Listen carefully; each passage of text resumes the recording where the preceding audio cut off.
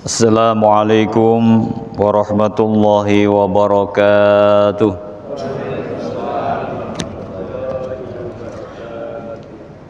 Bismillahirrahmanirrahim. Alhamdulillahilladzi anzala sakinata fi qulubil mu'minin wa hadana ila siratim mustaqim wa nahana 'anil syirki wal inatil laim aw 'adaman 'amilahu fi naril jahim. Asyhadu an la ilaha illallah wa asyhadu anna Muhammadan 'abduhu wa rasuluh.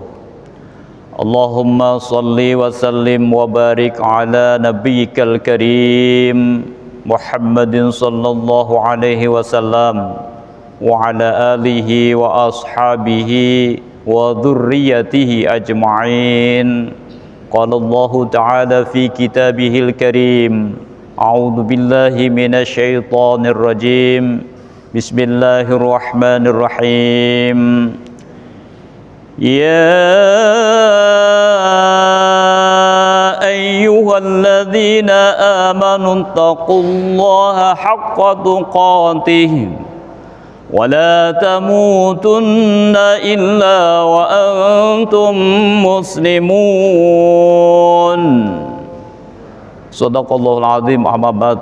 Hadirin jamaah sidang salat subuh yang dimuliakan oleh Allah, alhamdulillah, puji dan syukur kita panjatkan kehadirat Allah Subhanahu wa taala pada kesempatan pagi yang indah ini. Kita bersama-sama oleh Allah ditakdirkan untuk bisa menjalankan ibadah salat subuh berjamaah. Mudah-mudahan seluruh rangkaian ibadah yang kita kerjakan sampai saat ini senantiasa Allah akan mempercepat menurunkan hidayahnya serta ampunannya kepada kita sekalian. Amin ya rabbal alamin. Salawat serta salam semoga tersampaikan kepada baginda Rasulullah sallallahu alaihi wasallam yang telah membimbing, menunjukkan, mengajarkan kepada kita sekalian ke jalan yang benar, yakni dengan dinul Islam. Para jamaah sekalian yang dimuliakan oleh Allah, langsung saja nggih. Kajian pada subuh kali ini temanya adalah sikap muslim terhadap Islam. Tema ini saya angkat latar belakang daripada tema ini sesungguhnya adalah bahwa kita sadar bahwa di Indonesia ini kita ketahui, insya Allah semua tahu, kurang lebih 8 sampai 80% sampai 90% mayoritas masyarakat Indonesia beragama Islam, insya Allah ya. Namun kita ketahui dalam kehidupan sosial pada saat ini berbagai macam persoalan hidup muncul di tengah-tengah kita umat Islam. Pelanggaran-pelanggaran hukum selalu muncul, dan itu pun justru ya notabene-nya yang melakukan adalah saudara-saudara kita. Maka daripada itu para jamaah sekalian, kenapa itu bisa terjadi? Kita tidak munafik bahwa sesungguhnya memang manusia itu kodratnya adalah manusia tempatnya salah. Betul ya? Jadi manusia itu kodratnya memang tempatnya salah. Tidak ada orang itu yang selamanya kecuali baginda Rasulullah sallallahu alaihi wasallam.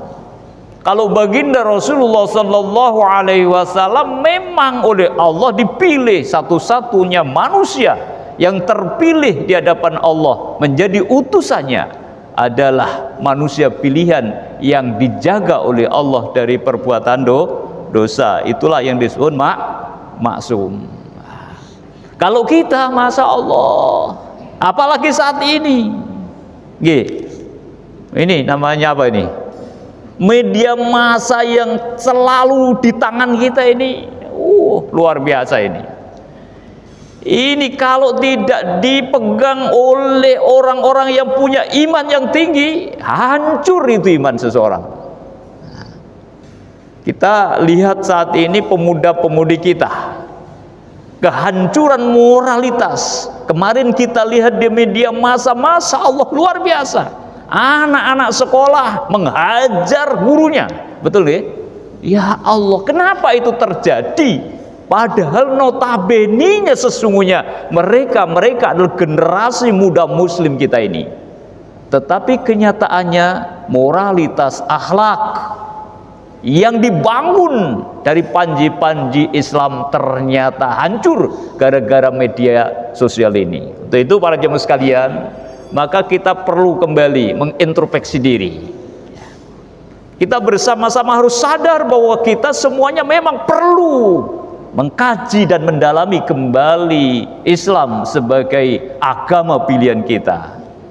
Jangan sampai pilihan agama yang kita pilih ini justru kita nodai. Naudzubillah min dzalik. Insyaallah yang hadir ini saya rata-rata sudah usia di atas 40 tahun ke atas yang ini ya. Insyaallah masih. Insyaallah, kenapa? Kita sadar kita ini diberikan oleh Allah umur semakin hari, bukan ditambah Bapak Ibu sekalian ya, bukan ditambah, tetapi malah justru dikurangi. Sadar kita ini apa? Sehingga apa? Kajian-kajian di mana saja. Naudzubillah min dzalik. Ya toh? Ada enggak anak yang muda ini di bawah umur 20 tahun? Ada? Di mana kira-kira ini, Pak? Bu, di mana putra-putri kita hari ini? Nah, inilah latar belakang kenapa saya hari ini mencoba untuk mengkaji kembali sikap muslim terhadap agama yang kita yakini sejauh mana. Nah, insya Allah mudah-mudahan nanti dengan waktu yang singkat bisa kita ambil hikmahnya. Intinya kalau kita insya Allah tidak diragukan lagi. Yang hadir di sini insya Allah mudah-mudahan selalu dijaga iman kita oleh Allah Subhanahu wa Ta'ala. Tapi yang perlu kita waspadai adalah adik-adik anak-anak kita ini. Allah kan sudah berpesan di dalam surat An-Nisa ayat 9. Bismillahirrahmanirrahim. Ini perhatian dari Allah Subhanahu wa Ta'ala untuk kita sebagai generasi tua ya.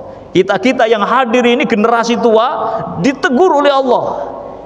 Wal yakhshal ladzina law taraku min khalafihim dzurriyyatan dhi'afan khafu 'alaihim wal yattaqullaha wal yaqulu qawlan sadida.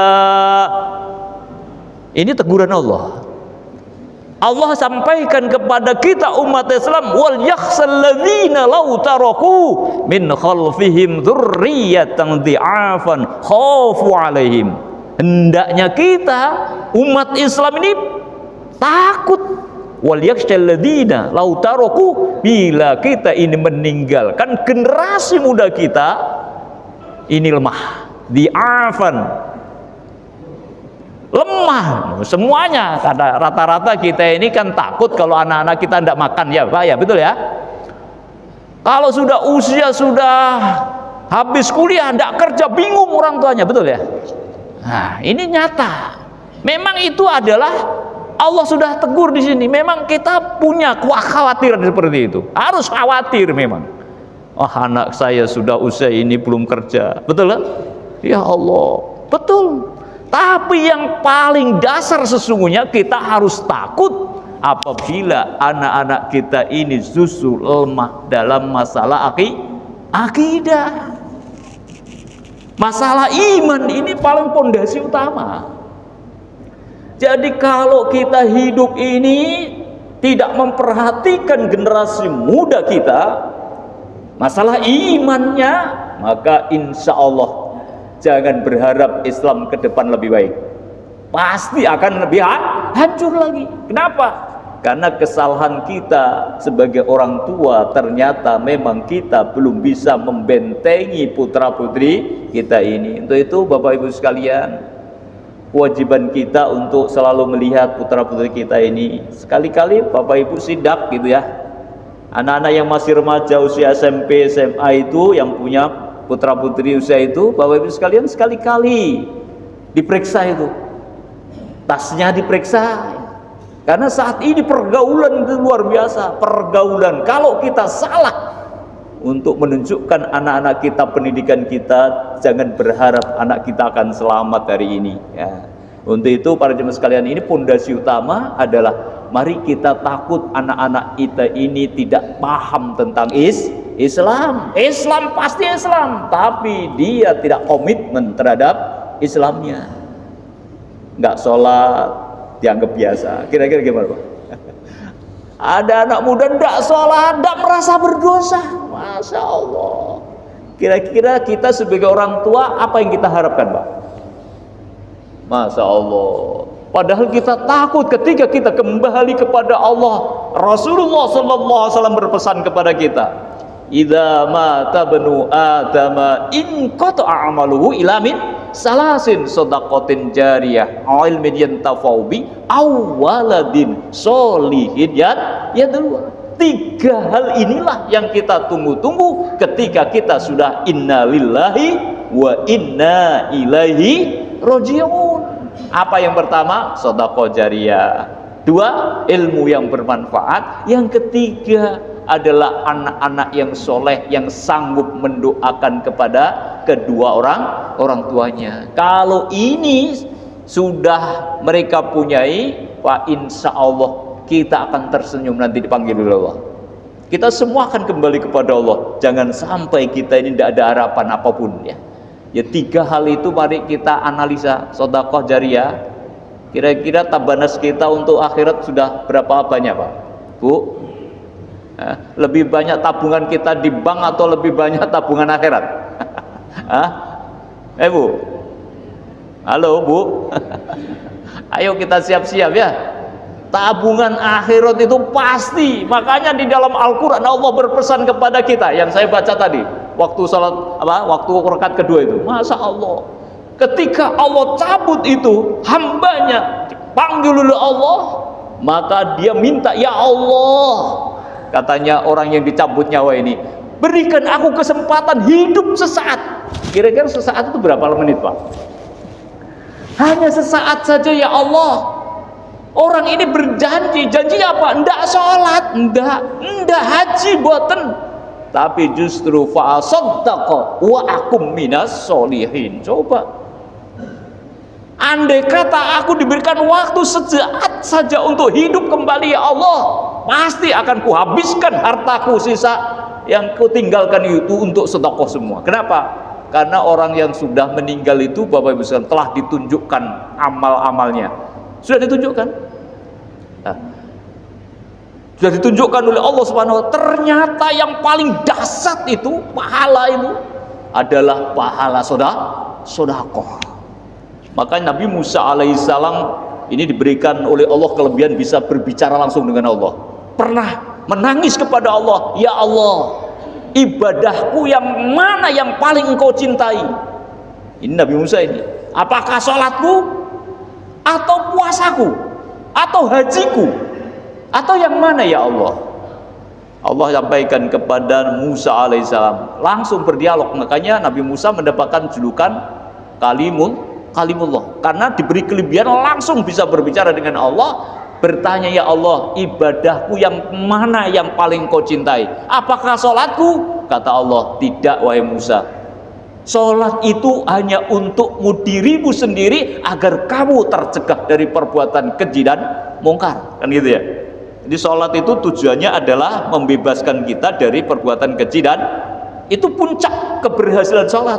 Nah, sekarang ini kan banyak orang sholat tapi akhlaknya nggak jelas ya, korupsi ya, seneng-seneng saja ya. Inilah kenyataannya. Padahal sholat yang benar kata Allah adalah membebaskan kita dari perbuatan keji dan mungkar. Apakah puasaku ya Allah? Tidak wahai Musa, puasa itu hanya untuk dirimu sendiri, agar kamu terbebaskan dengan hawa nafsumu, agar kamu tidak disetir dalam hidup ini dengan hawa nafsu.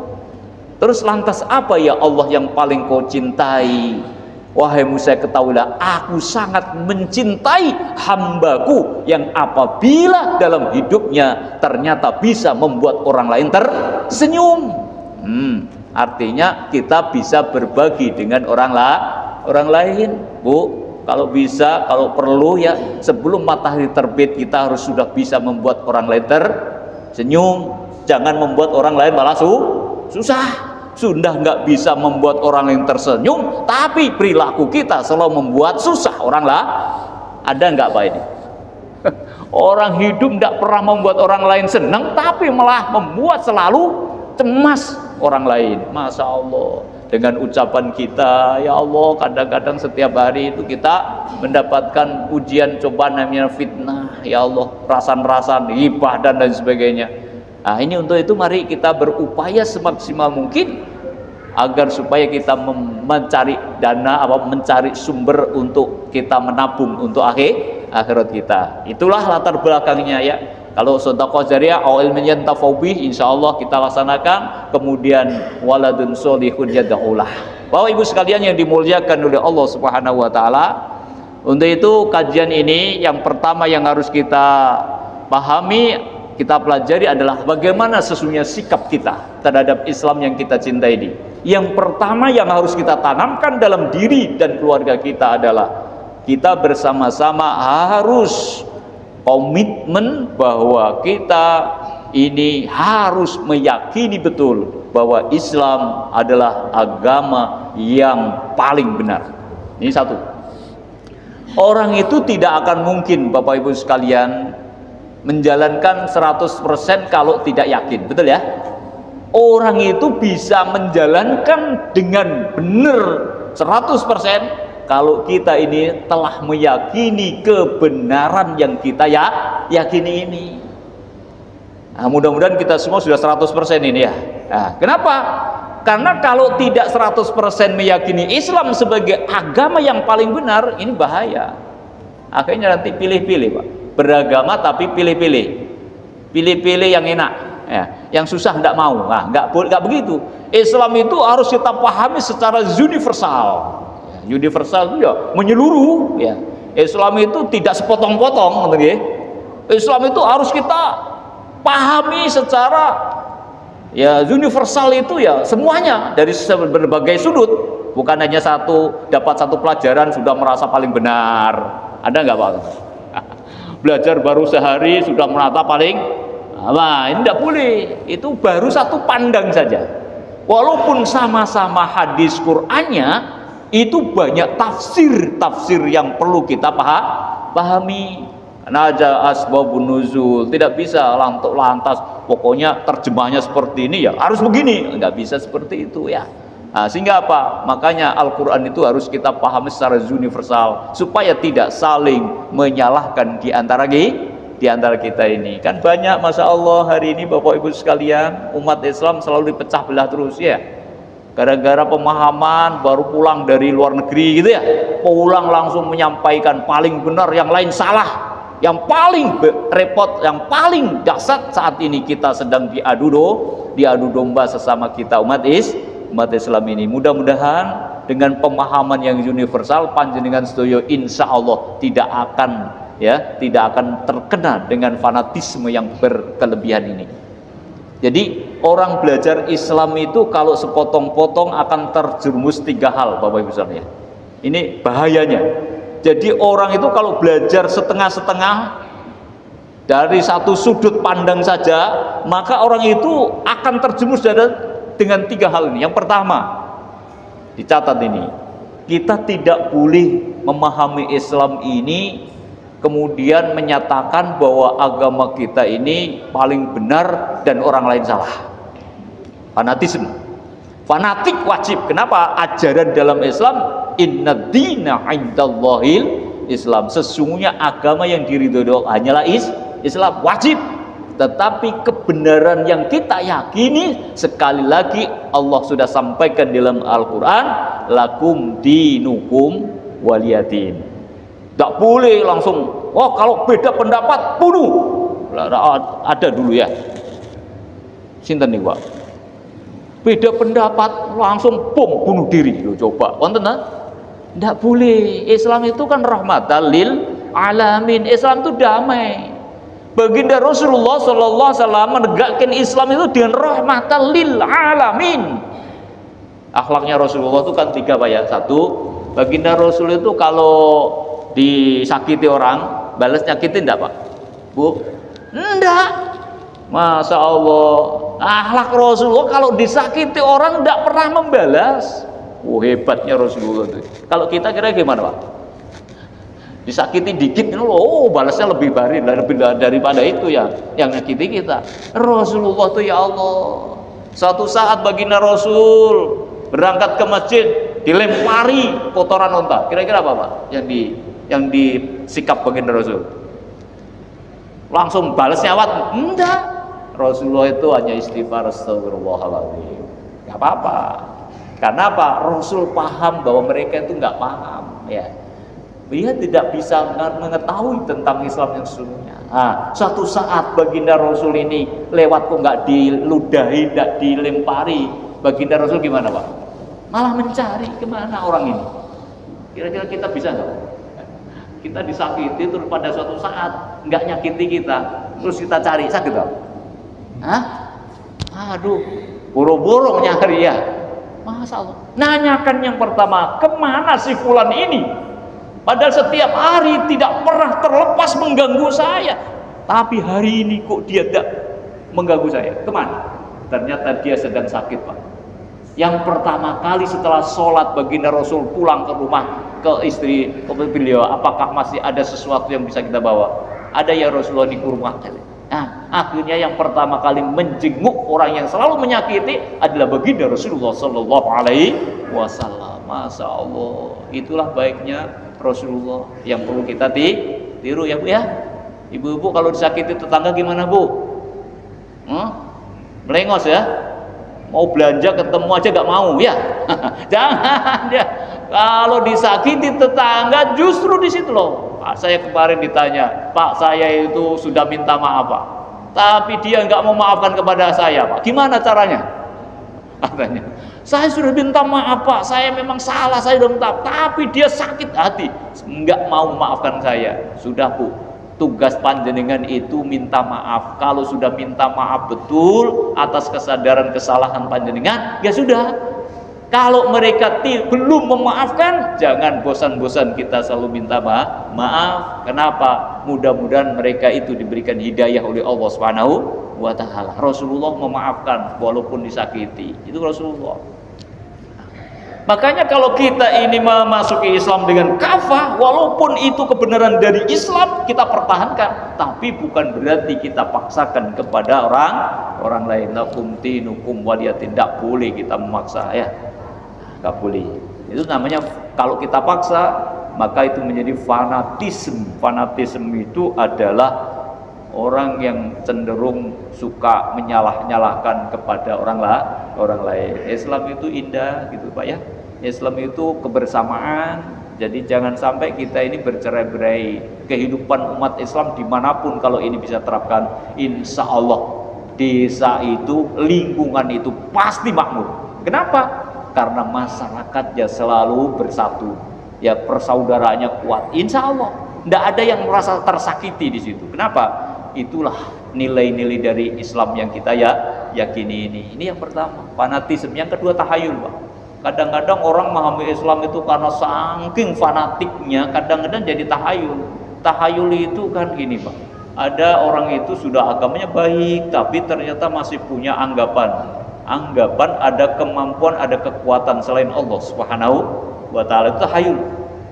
Saya pernah Pak ya, ada anggota atau jamaah gitu mau tugas ya, yang tugas itu memang ya secara lahiriah memang penuh dengan risiko gitu ya. Begitu ada perintah untuk melaksanakan tugas, bingung. Karena atas keselamatannya ini dia pikir apakah saya nanti selamat atau tidak. Padahal dia umat Islam. Malah justru dia bukan mendekatkan diri kepada Allah, tapi malah justru dia datang kepada Mbah Dukun. Ini kira-kira berapa? Hancurlah imannya itu. Minta aji-aji katanya. Apa aji-aji Pak? Minta Kalimosodo, kalau orang dulu kalimosod ya minta aja supaya selamat, dikasihlah itu raja katanya. Masya Allah, umat Islam kok masih seperti ini ya. Nah, maka tidak boleh kita memahami Islam seperti itu ya. Nah, ini yang paling populer saat ini adalah ketika Allah uji. Allah itu kan selalu menguji hambanya, Pak G. Allah itu pasti akan selalu menguji kita. Kenapa Allah menguji kita? Kalau tidak paham, pasti akan menyalahkan Allah Subhanahu wa Ta'ala. Nah, saat ini banyak orang diberi ujian oleh Allah berupa sakit, sudah berobat kemana-mana. Kira-kira apa yang terjadi, Pak? Bu? Berobat kemana-mana, dokter sudah didatangi, semua rumah sakit sudah semuanya. Apalagi divonis. Kira-kira apa yang terjadi, Pak? Divonis bahwa penyakit panjenengan itu tidak bisa disembuhkan. Kira-kira gimana? Mutar itu kepalanya, padahal punya iman. Mestinya kalau punya iman dikembalikan kepada Allah Subhanahu wa Ta'ala, ternyata enggak. Nah, dulu tahun 9 berapa itu ya, di Jombang ada seorang anak yang dapat batu, namanya siapa, Pak? Adik Ponari. Masya Allah, luar biasa itu. Ya Allah, pasiennya itu melebihi dokter spesialis, betul ya? Lu gak percaya? Sampai-sampai, Masya Allah, nun sewu, saking yakinnya kepada anak Ponari ini, bekas air mandinya, apa namanya bekas air mandi itu, Pak? Air got kan ya? Itu loh diburu sama jamaah. Na'udzubillah min dzalik. Ya Allah, padahal punya iman, hancurlah iman itu. Nah, untuk itu kita nggak boleh begitu. Ada kekuatan ya, tidak ada la haula wala quwata illa billahil aliyyil azim gitu loh. Ini kadang-kadang gitu. Nah, kita kadang-kadang iman kita hancurkan karena akan diuji oleh Allah Subhanahu wa Ta'ala. Yang terakhir, karena belajar agama setengah-setengah tidak seluruhnya, akhirnya menjadi fatalisme. Fatalis ya. Fatalis itu yang mudah menyerah, ya, mudah menyerah, tidak mau usaha ya. Wes semuanya itu kan katanya Allah, makan nggak makan ya sudah urusan Allah, nggak boleh ya.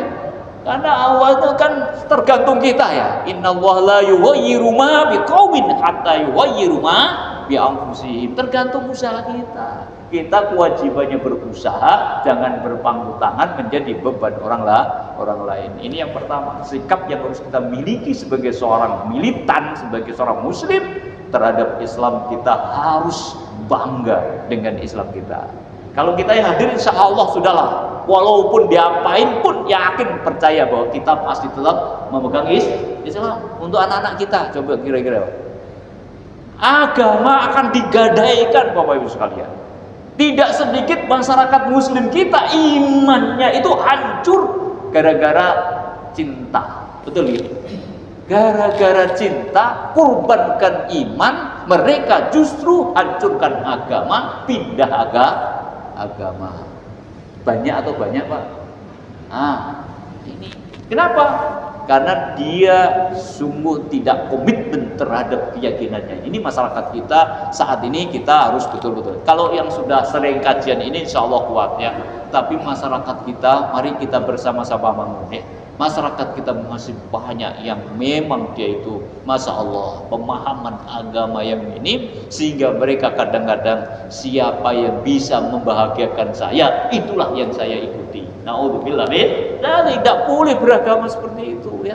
Beragama kita harus komit, mau susah mau senang tetap mempertahankan bahwa la ilaha illallah wa asyhadu anna muhammadar rasulullah, jaminan ya, insya Allah kita dibahagiakan oleh Allah Subhanahu wa Ta'ala.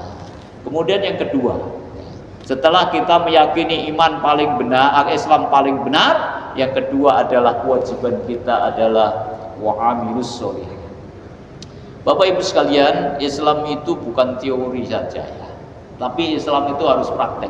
Iman itu bukan hanya sekedar pengakuan, Islam itu harus kita praktekkan. Wa'amilus sholihah. Nek sholat insya Allah tidak masalah gitu ya. Sholat insya Allah kita komit lah. Walaupun dalam kondisi apapun tidak mungkin saya tinggalkan. Tapi dalam kehidupan sosial, nah ini Mari kita coba analisa kehidupan kita bersama-sama ya. Apa kita ini wa'amilus sholihah sudah melaksanakan? Ya semua tergantung kita. Kalau kita sudah komitmen, insya Allah semua kehidupan lingkungan kita, kemasyarakatan kita, insya Allah kita akan bangun dengan baik. Kehidupan sosial ya. Jadi saat ini masya Allah ya, Islam itu digembar-gemborkan terus ya. Mari kita saling ya membantu kepada yang lain. Sampai-sampai Islam itu sejak dulu telah mewajibkan yang namanya apa? Zakat ya, zakat fitrah, zakat mal. Zakat fitrah insya Allah tidak ada masalah Pak ya. Karena hanya besarnya kurang lebih 3 kilo ya, 3 kilo makanan yang kita konsumsi setiap hari ya. Kalau zakat mal ini yang masya Allah, mudah-mudahan di sini tidak ada ya. Zakat mal ini kewajiban Bapak Ibu sekalian ya. Ini adalah komitmen kita, wa'amilus sholihah, mempraktekkan Islam dalam kehidupan sosial. Allah sudah contohkan, perintahkan untuk melaksanakan zakat. Di antaranya adalah zakat mal. Makanya zakat mal ini sekarang sudah ada tambahan lagi zakat profesi Pak ya. Tahu ya Pak, zakat profesi itu apa? Nah, seperti gaji gitu ya. Kalau dulu kan tidak ada gaji, apalagi kos-kosan. Punya kos-kosan Pak, Bu? Hah? Punya Grab Pak? Loh, itu sekarang ini kan kalau memang kita mempunyai, kalau undang-undang sekarang BAS nasional, mencewu ya, BAS nasional itu sekarang sudah menyampaikan kepada seluruh masyarakat Indonesia, menyatakan bila masyarakat ada yang mempunyai gaji minimal 5 juta per bulan. Kalau di Surabaya UMR berapa Pak? 48 ya. Nggih, Sidoarjo 48 ya. 48 UMR ya. Nah, batasan BAS nasional kalau ada masyarakat per bulan mempunyai gaji tetap ya, gaji tetap kurang lebih 5 juta diwajibkan untuk membayar zakat 2,5%. Walaupun ini diterapkan Pak, insya Allah lingkungan kita sejahtera semua. Insya Allah. Kalau ini sadar loh, kita laksanakan benar loh ya. Kenapa? Coba bayangin. Kalau 5 juta itu kita keluarkan 2,5%, hanya berapa ribu Pak? Kalau 1 juta kan hanya 25 ribu ya. 25 ribu kali 5 itu kalau minimal ya. Kalau kita punya gaji 10 juta ya berarti kan 2,5%-nya kita kumpulkan umpamanya di masjid ini. Pak, ini zakat saya tiap bulan Pak, saya kumpulkan di sini. Kira-kira apa yang terjadi Pak? Yakin masjid ini akan makmur dan akan melihat lingkungannya. Tidak ada lagi insya Allah masyarakat jamaah yang miskin Pak. Insya Allah. Kenapa? Karena kalau kita mau konsekuen insya Allah. Makanya dulu zaman Rasul, orang yang enggan zakat, membayar zakat itu diperangi oleh baginda Rasul. Kenapa? Karena memang itu satu-satunya modal untuk kehidupan sosial, untuk memajukan masyarakat Islam. Makanya di sana ada Baitul Mal, ya, ada Baitul Mal. Ini yang kurang populer di lingkungan kita ini, ya, kurang populer. Yang populer adalah zakat fitrah, betul loh ya. Zakat fitrah insya Allah nggak masalah pasti ya. Tapi zakat mal ini masa Allah. Tapi saya yakin, barang siapa yang sudah konsekuen terhadap Islam, membayar zakat dengan tepat, fa insya Allah akan dijamin kesejahteraannya oleh Allah Subhanahu wa Ta'ala. Percayalah Bapak Ibu sekalian, nun sewu, hari ini kita ngaji, kalau kita kurang yakin panjenengan tentang masalah zakat ini, hidup panjenengan pasti selalu resah. Kenapa? Orang itu biasanya selalu merasa kurang dan kurang. Betul Pak ya? Manusia itu diberi berapapun insya Allah merasa kurang. Nah, sehingga apa? Untuk mengeluarkan itu rasanya berat sekali ya.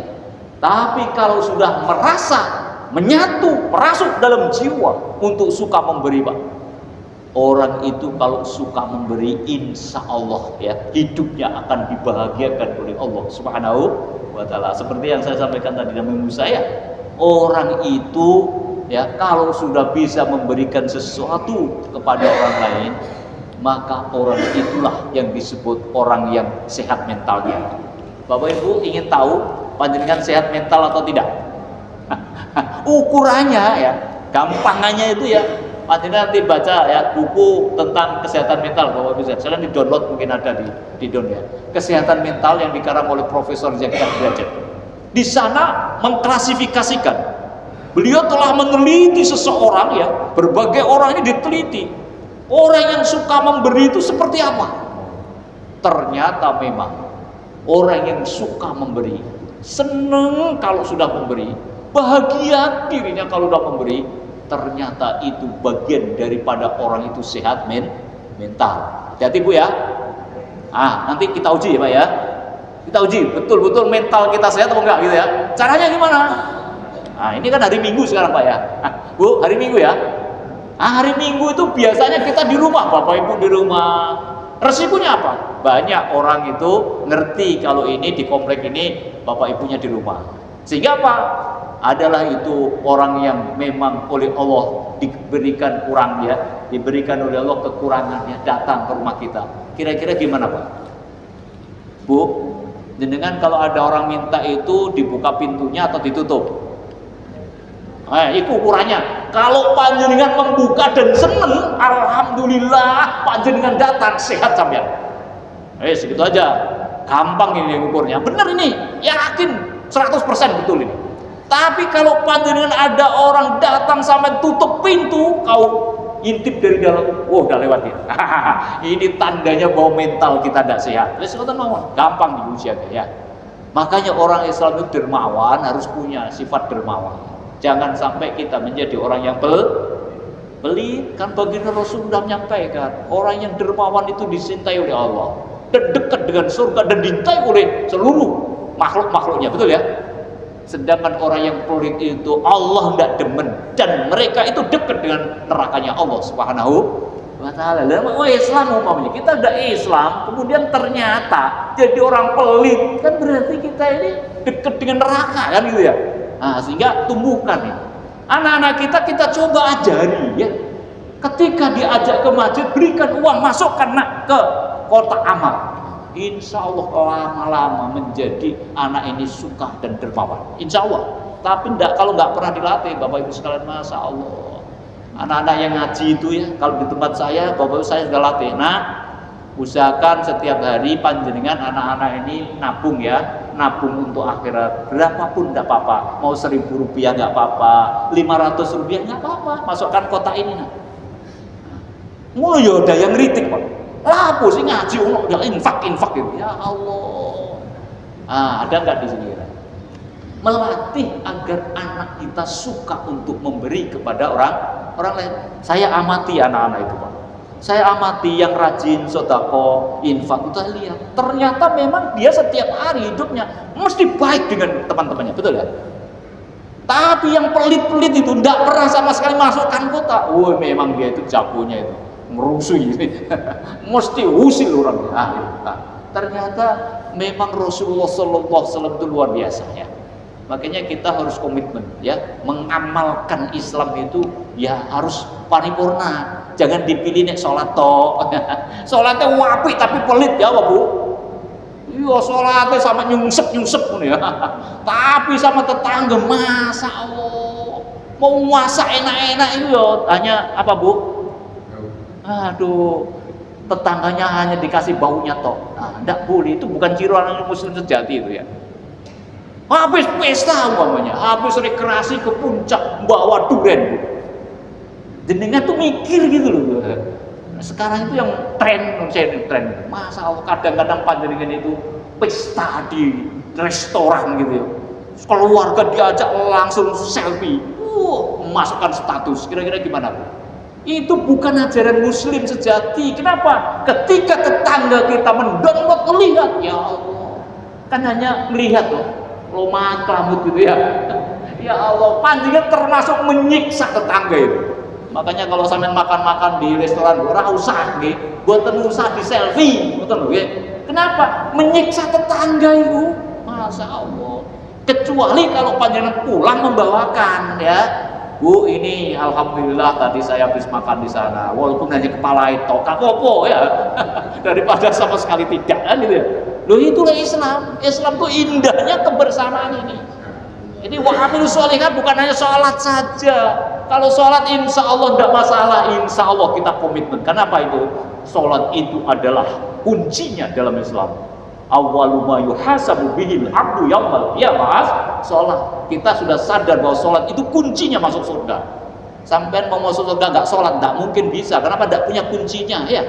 Karena apa? Yang pertama dikali nanti di akhirat kita menghadap Allah, yang ditanya adalah sholat kita. Nah, makanya sholat diperbaiki ya Bu ya. Bapak-bapak semuanya, sholatnya ayo kita perbaiki. Jagalah sholatmu kalau kamu ingin dijaga oleh Allah Subhanahu wa ta'ala. Perbaiki sholatmu kalau kamu ingin diperbaiki hidupmu oleh Allah Subhanahu wa ta'ala. Kunci. Makanya sholatnya kalau khusyuk, tawadhu, insya Allah hidupnya sejahtera. Percaya, walaupun hidupnya kekurangan, kalau sholatnya bagus, pasti hidupnya sejahtera. Kenapa? Orang sholatnya bagus itu pasti tawadhu, sadar hidup ini sementara. Maksudnya gitu, Bu, jenengan pengen hidup berapa tahun, Bu? Hah? 100 tahun udah berat, Bu. Bener ini ya. Bener, kalau 100 tahun panjangan lihat itu. Ya Allah, kalau saya lihat di rumah sakit itu ya, yang usia sepuh, ya Allah, begitu beratnya ternyata. Ya walaupun kita selalu minta panjang umur ya, kita kan selalu minta panjang umur ya, tapi ternyata setelah melikonya itu, ya Allah, kira-kira masih gak bisa mempertahankan agama nanti dalam kondisi itu. Kan itu ya pertanyaannya. Kalau bisa sih alhamdulillah gitu, panjang umur, panjang amalnya gitu. Panjang umur ternyata diuji oleh Allah dengan kondisi seperti itu, hilang agama itu, masa Allah. Makanya berat. Makanya kita selalu mohon mudah-mudahan kita diselamatkan iman kita ini ya. Ini insya Allah dengan selamanya ini pasti. Ini yang kedua tadi, wa'amilus sholihah, jangan hanya sholat saja, tetapi amaliyah sosial ini yang perlu kita gencarkan. Insya Allah dengan amaliyah sosial, apabila kita betul-betul sudah baik, orang lain akan menilai bahwa orang itu adalah baik. Betul Bu ya? Panjenengan lihat hadis baginda Rasulullah SAW. Ada seorang sahabat tanya, ya Rasulullah, apakah saya orang baik ya Rasulullah? Loh, ada sahabat tanya kepada baginda Rasul, ya Rasulullah, apakah saya ini orang baik? Padahal sahabat ini sudah rajin ibadah gitu ya. Rajin ibadahnya, namanya sahabat Rasulullah ya, orang apa gitu. Tapi Rasul mengatakan, wahai sahabatku, kalau kamu menanyakan apa kamu orang baik atau tidak, tanyakan kepada tetanggamu. Oh coba, kalau tetanggamu bilang kamu baik, maka kamu sesungguhnya baik. Kalau kamu ternyata tetanggamu itu bilang kamu jahat, berarti kamu jahat. Intinya barometer baik dan tidaknya kita ya tergantung tetangga kita Pak ya, Bu.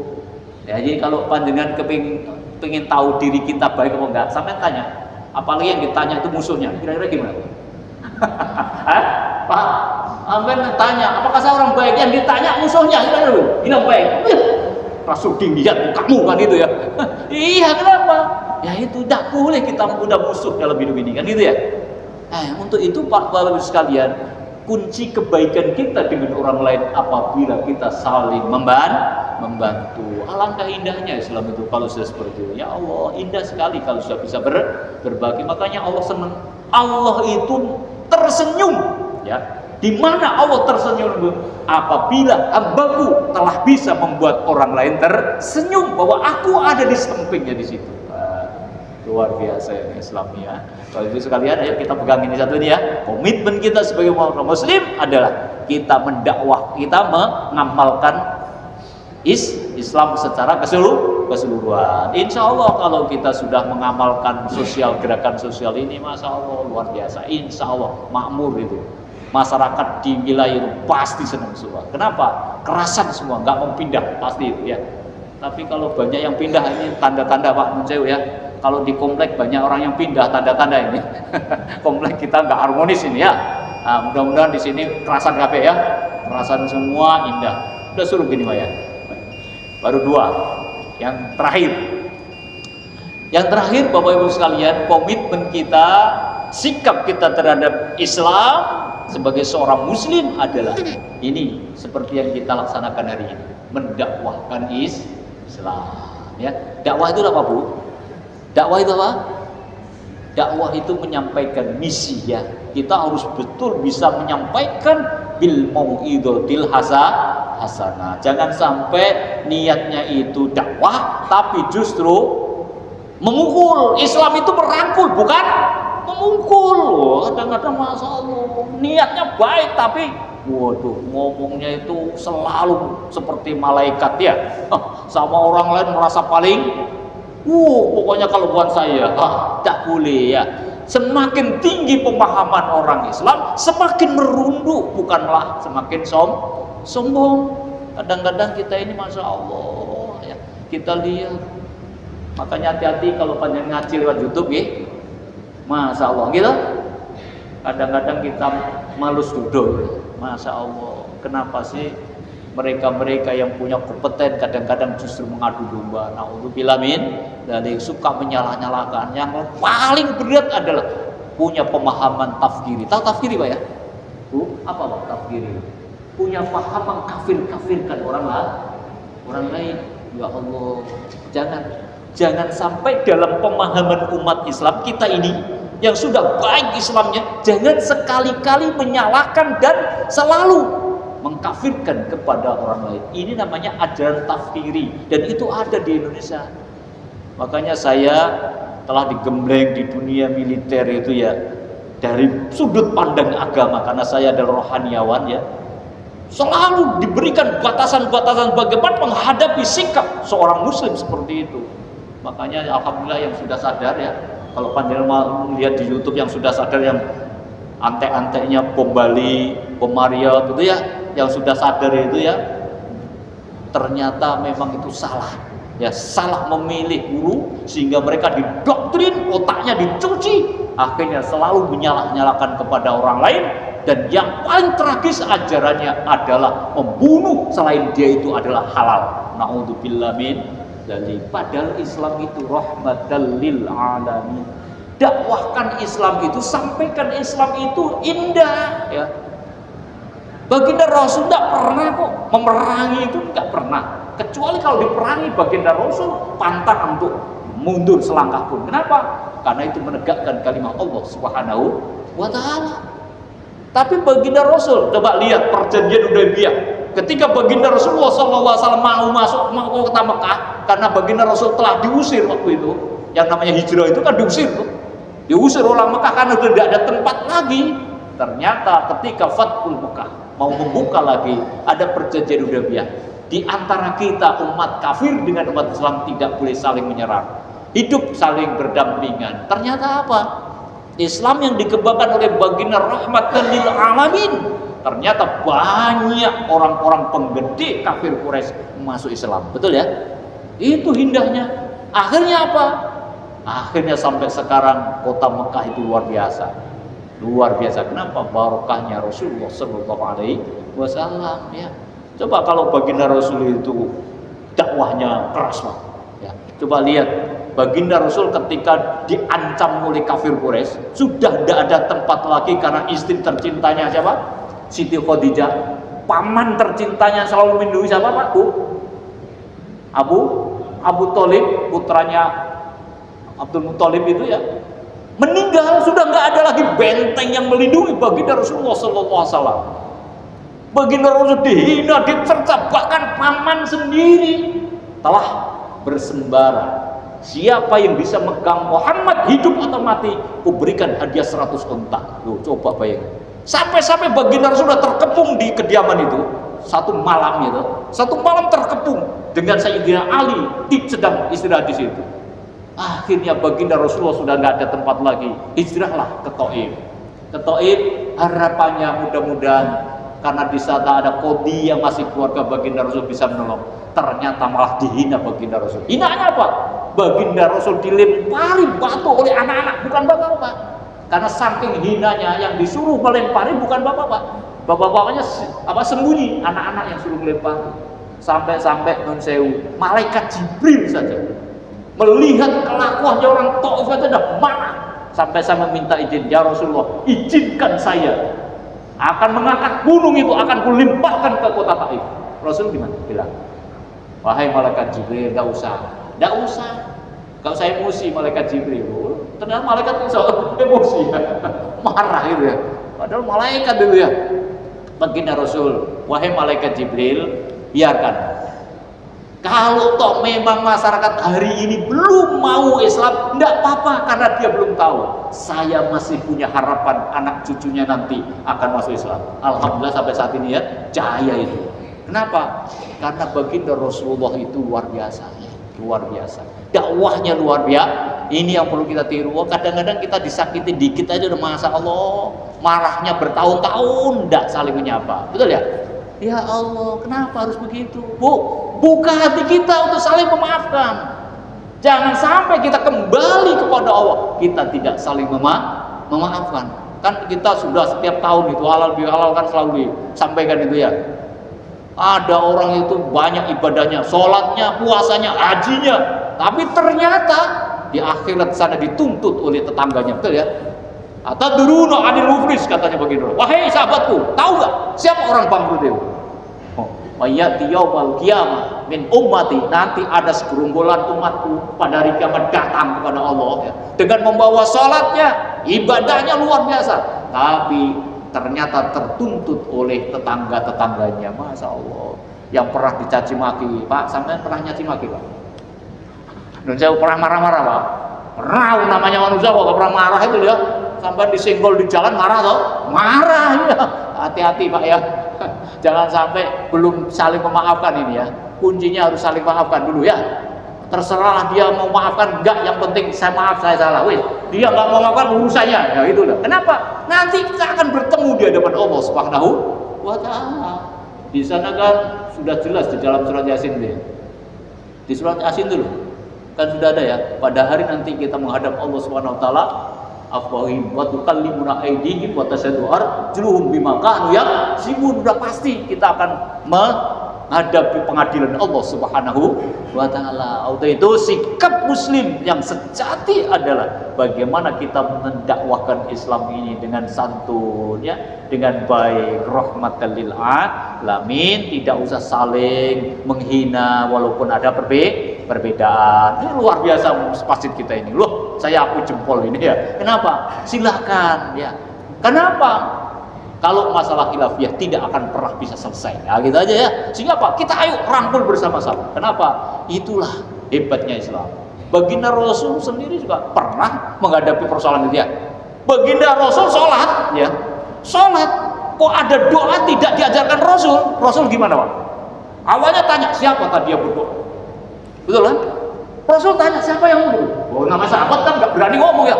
Waduh, saat ini padahal saya gitu, tapi gak berani. Tapi begitu Rasul itu bijaksana, saya mendengar dengan doa tadi malaikat-malaikat, ada 12 malaikat yang berebutan untuk mencatat pahala itu. Akhirnya saya yang Rasul baru ngaku kan. Oh ya nggak apa-apa, saya senang dengan kalimat itu. Artinya apa? Pada zaman Rasul juga sudah demokrasinya luar biasa masalah ibadah itu. Kalau kita kadang-kadang beda dikit kan disalah-salahin ya. Nah, insya Allah di sini ini luar biasa. Saya tadi sudah ngobrol sesaat dan ternyata memang itulah indahnya Islam ini ya. Kalau ini kita laksanakan dengan baik, insya Allah di wilayah ini pasti akan maju agamanya. Itu barangkali karena waktu yang membatasi saya. Apabila ada kurang dan lebihnya mohon dimaafkan. Mudah-mudahan sedikit yang dapat sampaikan bisa kita amalkan dalam kehidupan sehari-hari untuk menambah agar supaya kesempurnaan ibadah kita kepada Allah Subhanahu wa taala. Terima kasih atas segala perhatiannya. Marilah kita tutup pertemuan ini dengan doa, mudah-mudahan menjadi ilmu yang barokah, ilmu yang bermanfaat di dini wa dunya wal akhirah. Amin ya rabbal alamin. A'udzubillahi minasyaitonir rajim. Bismillahirrahmanirrahim. Allahumma shalli ala sayyidina Muhammad walhamdulillahi rabbil alamin. Allahumma inna nas'aluka ilman nafi'an wa 'amalan shalihan maqbulan wa rizqan wasi'an halalan thayyiban. Allahumma ij'alna wa auladana wa dhurriyyatana wa ahlana wa talamidana wa ustadina ولمشايخ ومشايخنا ولجميع المسلمين والمسلمات والمؤمنين والمؤمنات من جميع أهل العلم وأهل الخير ولا تجعلنا وإياهم من أهل الشر والضير إنك على كل شيء قدير. اللهم إنا نسألك العفو والعافية والمعافاة الدائمة في الدين والدنيا والآخرة والفوز بالجنة والنجاة من النار. ربنا أتمم لنا لنا نورنا واغفر لنا إنك على كل شيء قدير. اللهم أعني على ذكرك وشكرك وحسن عبادتك. ربنا آتنا في الدنيا حسنة وفي الآخرة حسنة وقنا عذاب النار والحمد لله رب العالمين. Terima kasih, mohon maaf atas segala kekurangannya. Wassalamualaikum warahmatullahi wabarakatuh.